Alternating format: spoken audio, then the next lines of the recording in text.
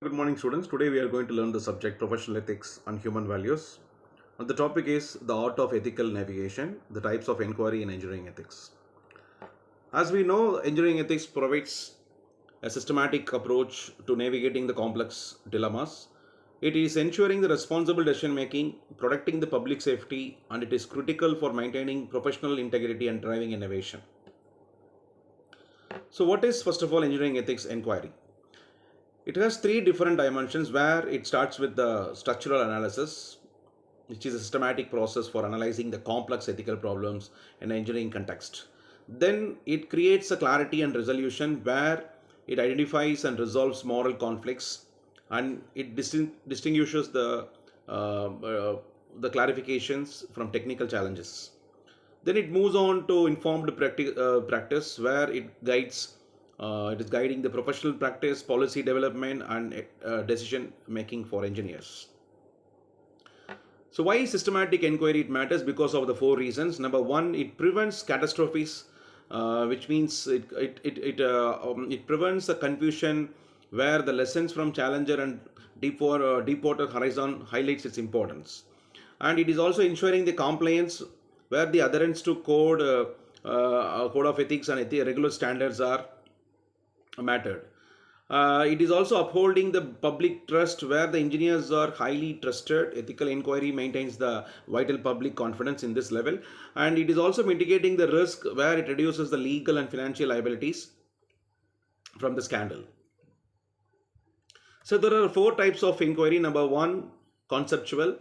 It is coining the jargons like safety, risk, and responsibility.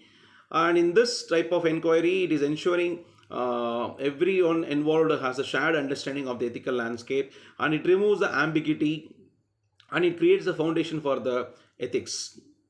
So it is a common vocabulary. It is essential for the robust ethical discourse and analysis, and it is providing the clear understanding of communication terms, and it prevents the misinterpretations as well. When it comes to type 2 factual inquiry, it is also called as descriptive inquiry. So this type of inquiry ensures that everyone involved has a shared understanding of the ethical landscape. This inquiry focuses more on gathering non-moral empirical data. It is including the technical specifications, historical events, scientific data, and legal precedents to establish an objective context for ethical analysis.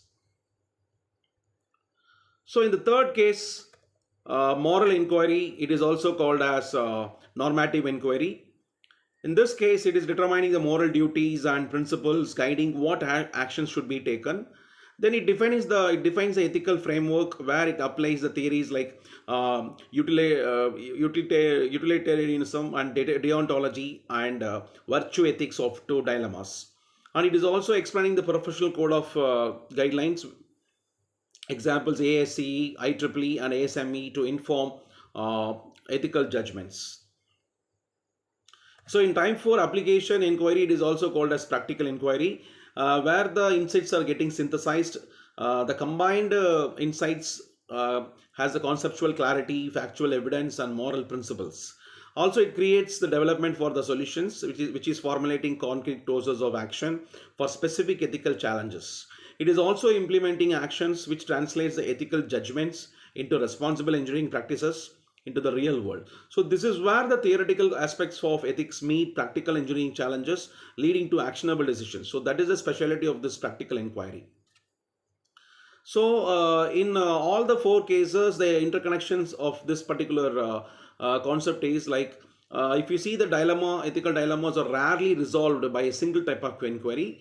So these are deeply intertwined, each informing, let's say the conceptual drives factual, and the factual informs moral, and the moral guides application, and the application reveals the gaps. So this is the cycle. So at the time of conceptual driving, clear definitions guide what facts are relevant to gather. And factual information informing to moral, where the empirical data provides the context for sound ethical judgment. And when it comes to moral guiding the application, the principles dictating the most responsible course of action. And from there, when it is revealing the gap, it's creating a practical experience which may highlight the areas for further conceptual refinement. So with the case study example, we can see that the Ford Pinto case study, where the factual inquiry is the cost benefit analysis, and the conceptual inquiry is defining the safety, safe enough, and the value of human life in the design. And the moral inquiry here, it is the prioritization of corporate profit over the human safety.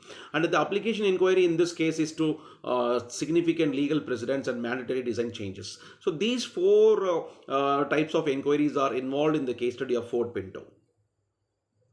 So here the conclusion, the systematic inquiry is the bedrock of for ethical engineering, empowering professionals to navigate complex moral landscapes with confidence. It fosters responsibility. Also, it advances society. It creates cultivated culture of accountability and integrity within the engineering profession. Also, it is very crucial for ensuring the societal well-being, and it is responsible technological advancements. Thank you, students. Let us continue in the next class.